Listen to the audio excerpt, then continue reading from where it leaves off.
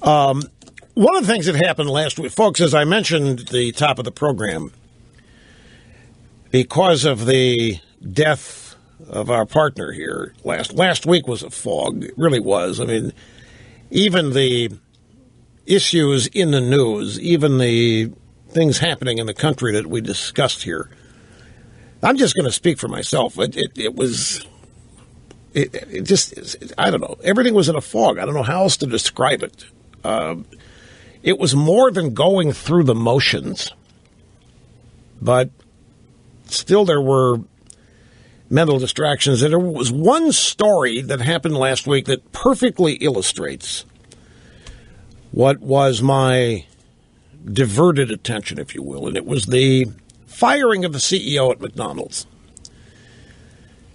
and the reasons for it.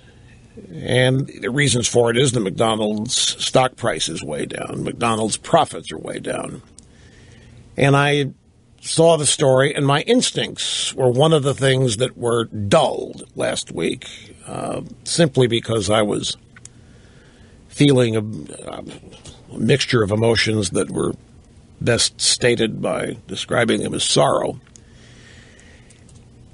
Had last week been a normal week, my instincts would have, and my curiosity would have forced me to dig deep and find out, okay, why are they letting go of the CEO? Is it in an Obama economy, people getting fired and businesses not doing well is not all that abnormal.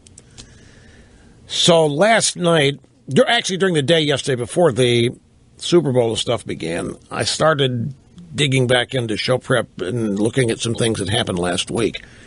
And I'm now prepared to explain fully why McDonald's is in trouble, and I have the answer, which I would have had last week had I been all here. You'll have to forgive me for not being. And I'm talking about mentally. I was here physically. But it is clear. And at the root, I'll just tell you, the root of what is happening to McDonald's is exactly what's happening to the Republican Party. McDonald's is trying to appease and please their critics.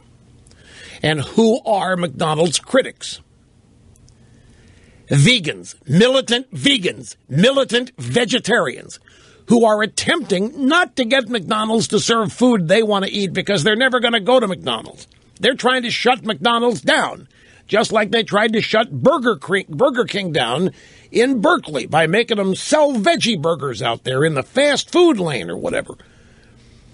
You start appeasing the left. I don't know if you're the Republican Party, if you're McDonald's, if you start appeasing them, you try to make them happy. And one of the things that they do, they've perfected this. McDonald's ended up thinking that half the country was ticked off at them for serving unhealthy food, and it was probably 12 people. 12 people making themselves look like they were 300,000 people with weird Twitter algorithms and what other kind of abuses they engage in. But we know this because they do it to us. We've identified the 10 people that comprise the Stop Rush, 10 people. And they are able to fire out thousands and thousands and thousands of supposedly legitimate, threatening complaint tweets and emails. And they're just 10 people. And this has always been the case with me. We've just been able to prove it with this bunch. But it's always been the case that people protesting certain businesses or whatever, businesses don't want to deal with complaints. It's the last thing in the world they want. They'll do anything to shut the complaint down. It's a result of where they're advertising, they'll get rid of it. If it's selling a product that people don't like, they'll cancel the product, whatever it is. And you've got 10 or 12 nattering nabobs of negativism, a bunch of worthless people sitting in their basements with nothing better to do than harass people, making themselves look like 300,000 or a million or whatever, and the McDonald's CEO simply cowered in fear to it. First move, take the beef tallow out of the grease that they use to make the French fries. That was the reason to go to McDonald's for many people. Once you take the beef tallow out, French fries at Mickey D's are no different than anywhere else. Then, along comes Michelle Obama and her health kick. And in the Happy Meal, for crying out, who's McDonald's customers? Kids, children, and parents who want to eat in less than 10 minutes and move on and get things done. It's not a white tablecloth restaurant. It's not custom-made food. It's not you go in and order, specify how you want it. You go in, buy it, it's already made, sitting in a rack, you buy it, whatever. You walk out, you eat it. Feed your kids, whatever. You don't take out the French fries and put an apple slice in there in a kid's Happy Meal.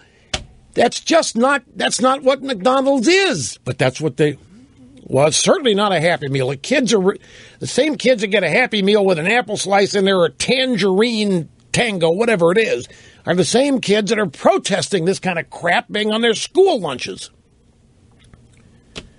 And they're not eating it.